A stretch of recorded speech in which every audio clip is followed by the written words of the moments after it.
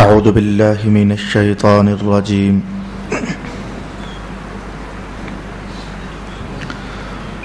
بسم اللہ الرحمن الرحیم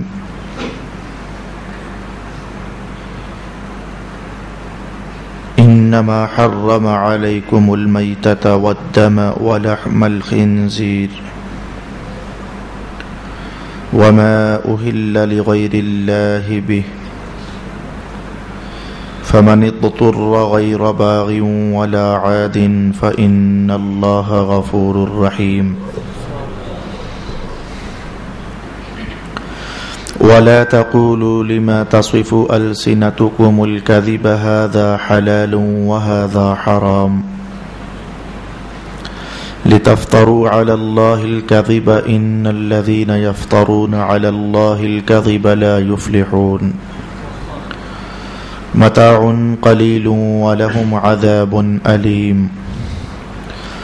وعلى الذين هادوا حرمنا ما قصصنا عليك من قبل وما ظلمناهم ولكن كانوا أنفسهم يظلمون ثم إن ربك للذين عملوا السوء بجهالة ثم تابوا من بعد ذلك وأصلحوا إن ربك من بعدها لغفور رحيم صدق الله مولانا العظيم الصلاة والسلام عليك يا سيدي يا رسول الله الصلاة والسلام عليك يا سيدي يا حبيب الله الصلاة والسلام عليك يا سيدي يا شفيع المذنبين وعلى آلك وأصحابك يا سيدي يا رحمة للعالمين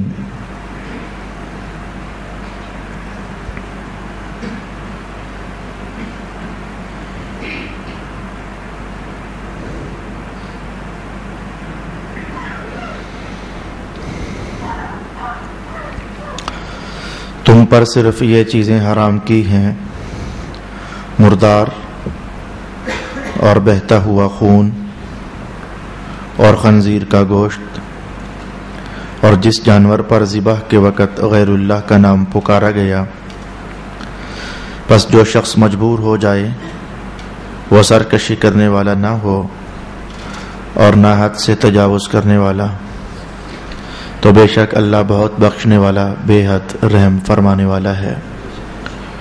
اور جن چیزوں کے متعلق تمہاری زبانیں جھوٹ بولتی ہیں ان کے بارے میں یہ نہ کہو کہ یہ حلال ہے اور یہ حرام ہے، تاکہ تم اللہ پر جھوٹا بہتان باندھو۔ بے شک جو لوگ اللہ پر جھوٹا بہتان باندھتے ہیں وہ کامیاب نہیں ہوں گے۔ یہ تھوڑا فائدہ ہے اور ان کے لیے دردناک عذاب ہے۔ اور صرف یہودیوں پر ہم نے ان چیزوں کو حرام کیا ہے جو ہم پہلے آپ سے بیان کر چکے ہیں، اور ہم نے ان پر کوئی ظلم نہیں کیا، لیکن وہ خود اپنی جانوں پر ظلم کرتے تھے۔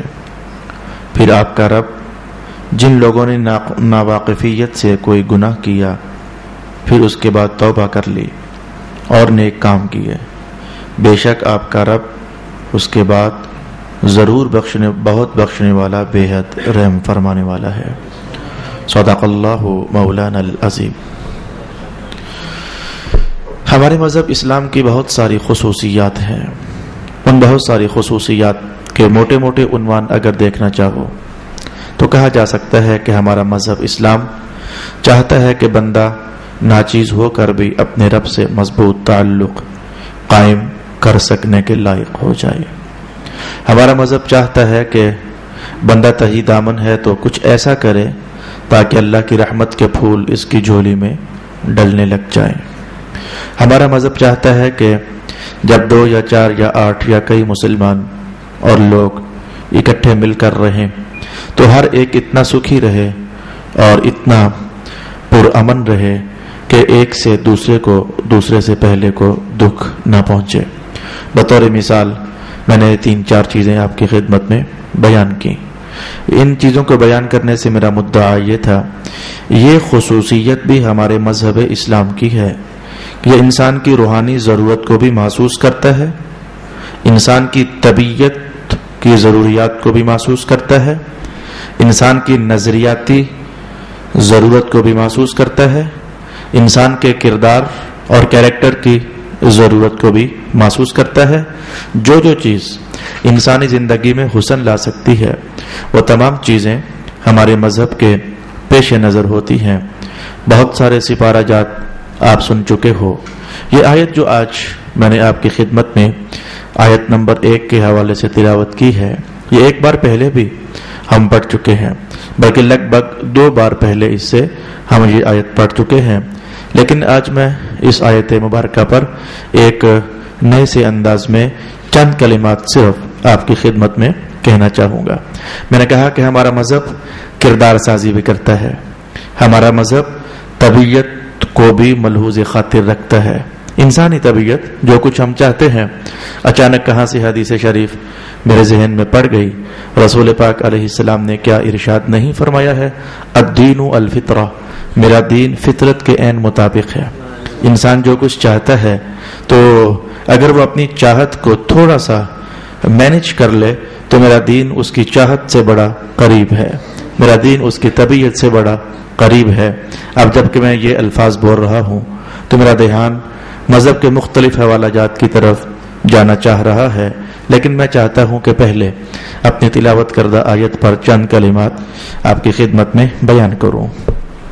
آیت ٹاپک نمبر 1 جو خود پھر 4 حصوں پر مشتمل ہوگا، آیت نمبر 1 میں سمجھا جا سکتا ہے۔ بہت ساری چیزیں ایسی ہیں جو انسانی صحت کے لیے نقصان دہ ہیں، تو رسول پاک علیہ السلام نے کسی نہ کسی انداز میں ان سے روک دیا اور ان سے منع فرما دیا۔ مثال کے طور پر اگر آپ سننا چاہیں تو آپ کو یاد ہونا چاہیے کہ ایسا پیالہ یا ایسا کپ یا ایسا برتن جو کناروں سے ٹوٹا ہوا ہو تو رسول پاک علیہ السلام نے ایسے برتن کو یا ایسے کپ کو استعمال کرنے سے منع فرما دیا۔ مانا کہ ایسا کہنا سنت قولی بن جائے گا، ہمارے لیے سنت کا مقام ٹھہرا اس فرمان عالی شان کا، لیکن آج کی تحقیق میں یہ چیز سامنے کیا نہیں آئی ہے کہ اگر وہ ٹوٹے ہوئے کپ سے جہاں سے وہ ٹوٹا ہے منہ لگا کر تو پانی یا چائے یا دودھ یا شہد پیا جائے تو کچھ ایسے مضر اثرات اور جراثیم وہاں موجود ہوتے ہیں جو انسان کی صحت کے لیے نقصان دہ ہوتے ہیں۔ تو محسوس ہوا رسول پاک علیہ السلام نے منع فرما دیا۔ سنت کی سنت، صحت کی صحت، مزہ کا مزہ، رحمت کی رحمت۔ ایسے ہی دیکھیے آج کی میری گفتگو کا پہلا حصہ، یہ جو خون ہے، یہ جو ہمارے ہاں ذبح کرنے کا حکم ہے اسلام میں، ذبح کرو تو پھر اسے کھا لو، اور اگر ذبح نہ کرو تو اسے نہ کھاؤ۔ مردار جانور کھانا منع قرار دے دیا گیا۔ یہ کافروں کی طرف سے یہ سوال اور یہ اعتراض کہا جاتا ہے کہ یہ کیا بات ہوئی، جسے اللہ مار دے اسے نہیں کھاتے ہو اور جسے تم چھری سے مار دو اسے کھاتے ہو۔ یہ عجیب سا پرانے زمانوں سے سوال چلا آ رہا ہے، لگے ہاتھوں اس کا بھی جائزہ آپ کی خدمت میں پیش ہو جائے گا۔ تو خون رگوں سے نکالا جاتا ہے، کسی نہ کسی طریقے سے خون رگوں سے نکالا جاتا ہے۔ اگر وہ خون رگوں سے نکالا نہ جائے، رگوں کے اندر رہے اور کوئی بھی جانور مر جائے تو تمام اطباء نے بھی اس بات پر اتفاق کیا اور ڈاکٹرز بھی اسی بات پر اتفاق کرتے ہیں کہ اس خون کے اندر کچھ مضر قسم کے اثرات ایسے پیدا ہو جاتے ہیں۔ اب مجھے ایک جملہ یاد آتا ہے اپنے استاد گرامی کا، حضرت علامہ سید ریاض حسین شاہ صاحب دامت برکاتہم القدسیہ، ان کے اس جملے سے میں صرف مدد لینا چاہوں گا کہ بہت سارے معاملات، بہت سارے بیکٹیریاز کتنی جلدی سے ڈیولپ ہو جاتے ہیں اور کتنی جلدی سے مر جاتے ہیں۔ میں ان کے اس جملے سے ایک مدد لینا چاہوں گا۔